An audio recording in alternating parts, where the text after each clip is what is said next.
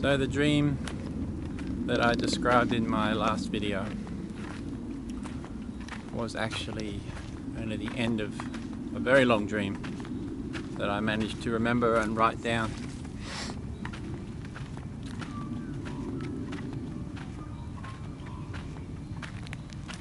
I had that dream at a place called Hayden Falls. It's a caravan park up in the mountains. A really nice spot. Staying there with Gina.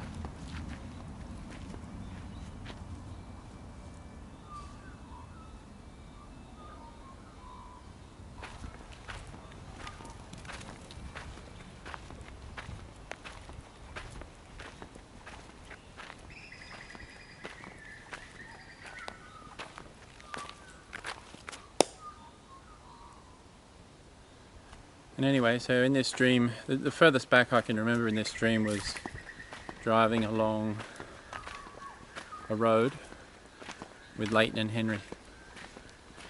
And I'd been driving along, I was driving my little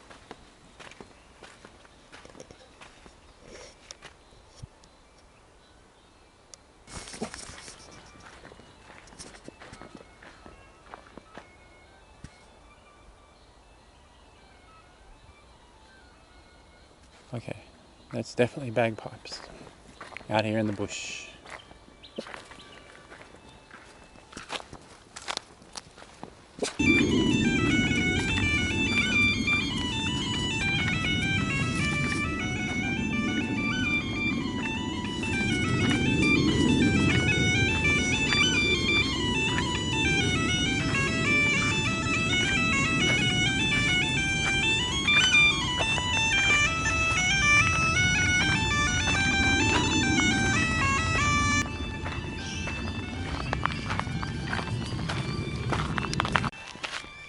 I'm sure he's had a few complaints from the neighbours.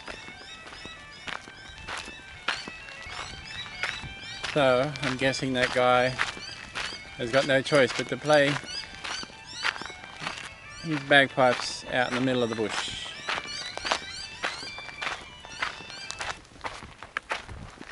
Anyway, the dream that I described in the last video, it began driving down a road.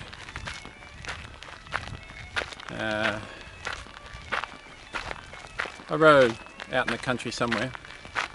I was in my little blue car, which I used to have back then in the real world. I was with Leighton and Henry.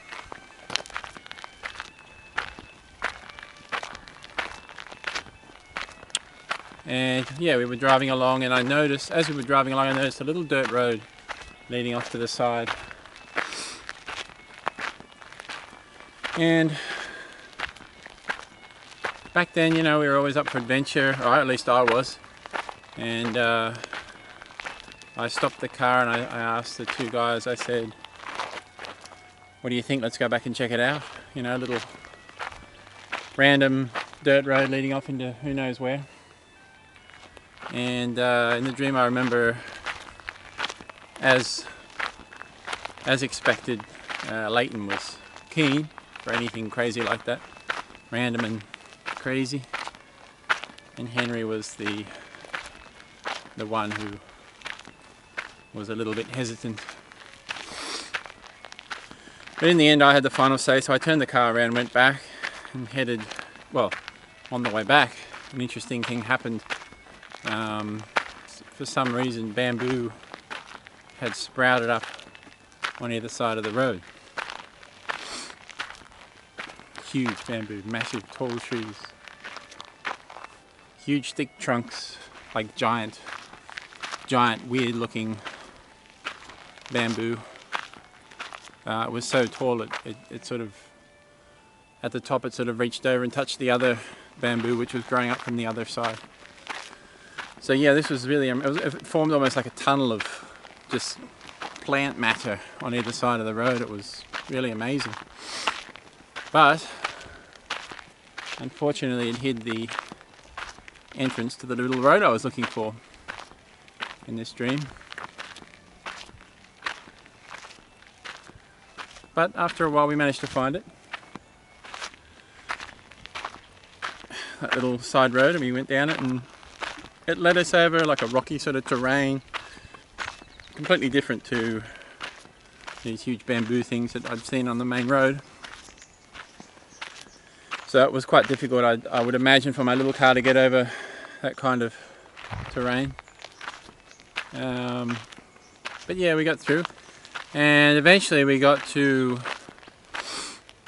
a spot where in the distance we could see a house on the hill. Big house.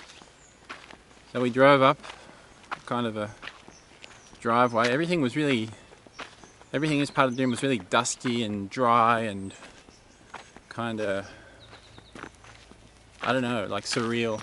I mean, it was kind of like sort of sunset, like dusk type. Everything was kind of red. The sky was a bit kind of red. And yeah, so we drove up the driveway to this mansion, this big house, this big old house on the hill. I hadn't really identified it as a mansion. It just seemed like a big old abandoned house.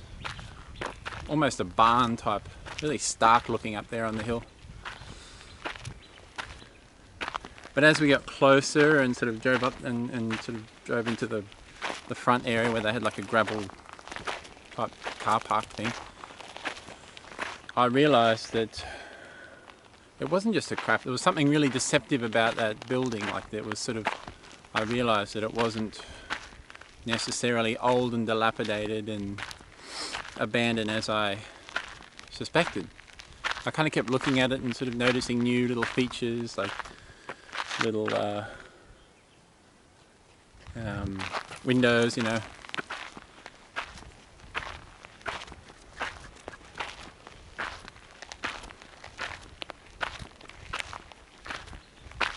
So yeah, I kept noticing these features, and I realised that it was actually like a really nice house. And then the front porch I could see was all nice and had been done up with intricate sort of woodwork, and it was kind of a bit run down looking, but I could see that it must have been a mansion. That it was a mansion, that it was quite nice in its day.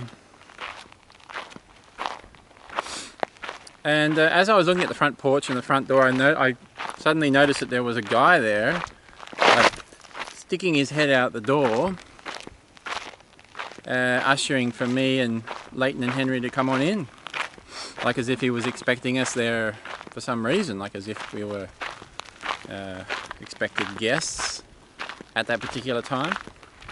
And so I parked the car and we headed on over. Inside, I remember there was some sort of party going on, not like a whole heap of young people partying, but like some sort of, it was either a birthday or an anniversary or something, and it was in honor of, I think, the old woman that lived in the house, perhaps. And later we discovered that the guy who had ushered us in was actually the son of the woman.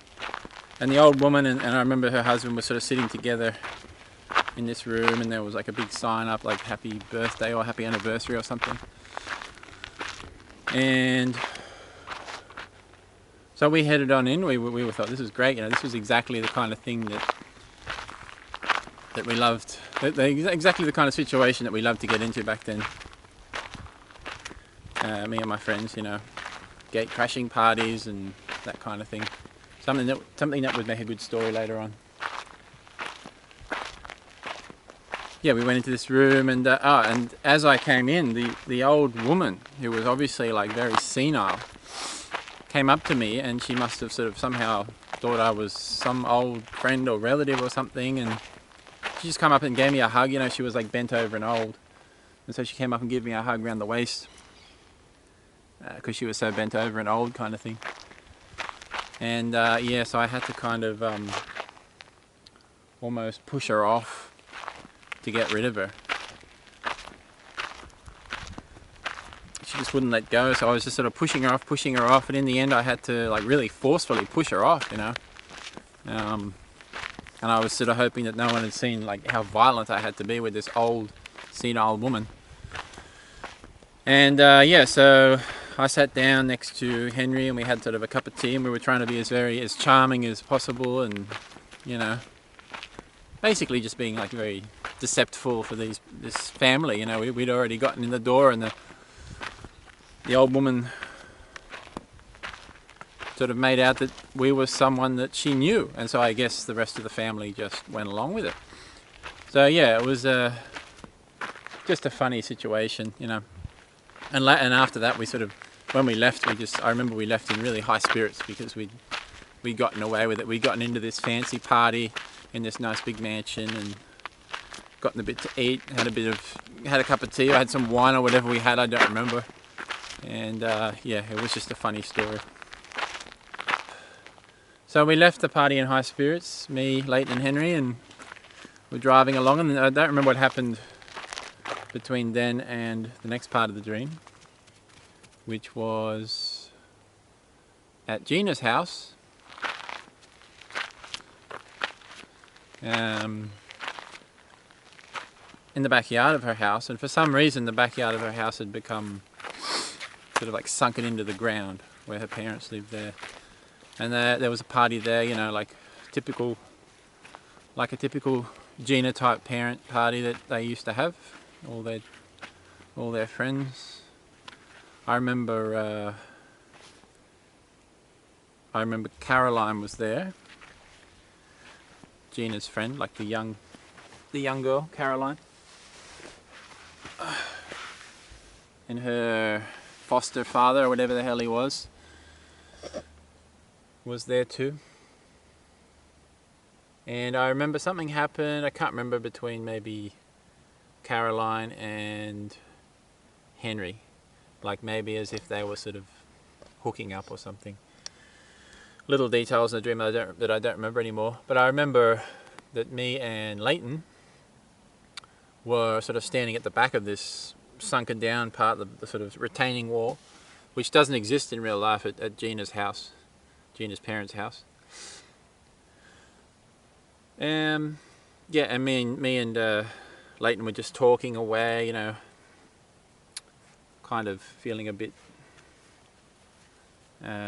left out of the party probably, and so we were talking away as friends do, like sort of making out that we were talking about some really amazing thing, and that we weren't at all unhappy to be you know, off in the corner of the party, and you know how people do that, sort of talk like enthusiastically, like just two people, you know, two good friends, to sort of cover up the fact that we were actually probably just outcast at the party.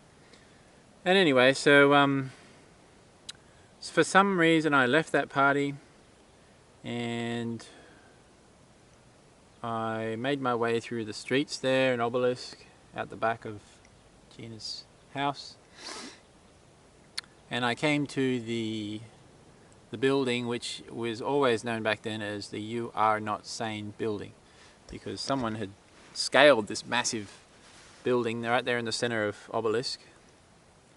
They'd scaled it, and they must have, well, they wouldn't have scaled it, they would have climbed up inside it and then gone down the edge with some climbing ropes, and then sprayed on the side of this building in massive letters, like a big U and then a big R and then not and then sane. So it must have been quite difficult to do. But yeah, it was just this massive building right there in the center of Obelisk that was like about 10 stories, and it had this bit of graffiti on there. So everyone knew it as the "You Are Not Sane" building. And me and Leighton, Henry had been up that building in the real world, in the waking world, many times, because it was an interesting little spot for urban exploration, which I was quite keen on back in the day. Yeah, so at this particular time in this building was Kieran. I remember Kieran is a guy that you'll no doubt hear more about in these later videos. He was just a friend, you know, who one of those guys that was really sort of friendly with everyone and made an effort to be friendly with everyone, and consequently had lots of people hanging on to him as you know, friends. So he was there, and his little posse, his little gang was there on one of these levels. It was probably like the 7th level of this 10-story dilapidated building. Because you've got to remember, this was like a completely run-down, shitty building, like just pigeons and horrible stuff. I'll talk about that in a different video. But anyway, it was really run down. It had been there for, you know, decades. So he was on one of these levels, and apparently in this dream I remember knowing somehow that that Kieran and all his friends had gathered there for two things. One was fireworks, which were going to happen in Obelisk for some reason that particular night, and so he wanted to get the best spot for it up there in the tall building. And the second reason, I guess they'd chosen level, whatever it was, 7, was because there was also some sort of frog mating season happening on that very level of the building. Which is a bit weird, but that's what was happening. So if you can imagine, it's just a massive level of a building, no rooms or anything, just completely open. Just shitty mud everywhere from rains, you know, that are just sort of stagnant water just sitting on the concrete, and pigeon shit, and, you know, nests on the ground inside that shit, and actual pigeons and pigeon chicks. All that kind of stuff was the stuff you'd see in that building. But if you can imagine, yeah, also in all that muddy, shitty filth were these horrible little yellow looking poisonous frogs, and they were like all having sex in this filth. And that's what those guys were there for, to witness this great, you know, miracle thing, the yellow frog mating season on level 7 of the You Are Not Sane building. And so when I arrived at the stairwell of this level, Kieran and all the other guys were on the other side, like sort of where the window was. And one of his sort of henchmen, as I like to call them back then, you know, one of the hangers-on, the really painful Kieran hangers-on, sort of noticed me and started directing me as to how I could get over to the other side of the level without hurting any of these frogs. So he kind of like directed me, like with his arms waving around, almost like a guy, you know, directing an airplane at an airport. Sort of go this way, go that way. Yeah, because by that stage, for some reason, that level the roof had sort of shrunk down. So it was like really low. I couldn't walk. I could sort of, you know, hobble along, crouching down. So, but it got lower and lower, I think. Not something you noticed actually happening, but just sort of something that, you know, just became that way, as quite often happens in dreams. Things just change. And so, yeah, it was so low that I couldn't actually get to them in any other way but to get down on my chest and sort of propel myself along this horrible, shitty floor, like a penguin would, you know, over ice, except I wasn't doing it on ice, I was doing it over like pigeon shit and mating poisonous frogs.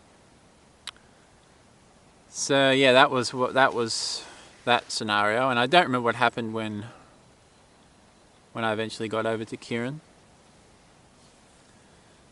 But the next part of the dream, I believe, probably occurred somewhere on the lower levels of this building.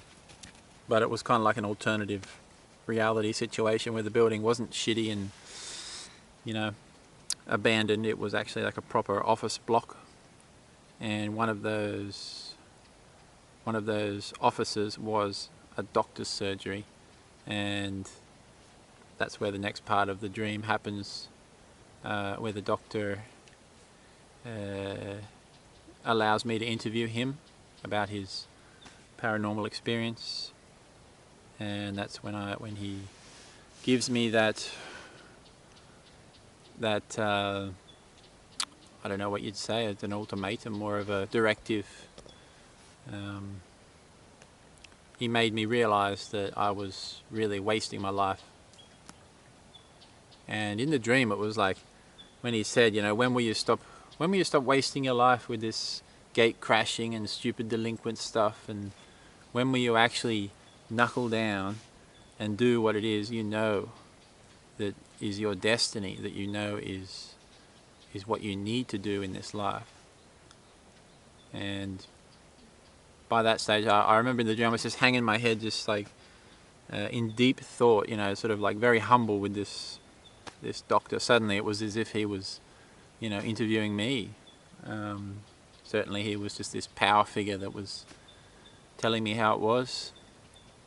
And yeah, that's when he said, set a date for your memoirs to be written and write them. And that's when I woke up, boom, with those words just echoing in my head. Set a date for your memoirs to be written and write them. And I was in the tent, as I mentioned. I was staying at this caravan park. I was in the tent with Gina, and I just sort of woke up, stumbled out of the tent, and just like scrambled around looking for my notebook and pen, and then just stumbled down to the water's edge there, where the water flows over the rocks, and scribbled it all down as much as I could remember, as far back as I could think. I started way back when I was with the part of the dream with Leighton in the car and Henry, and yeah, I just wrote it all down, boom, boom, boom, up until the last bit. And that's it. So that's the dream. That's the whole of the dream. I think Bagpipe Man has gone home, thank God.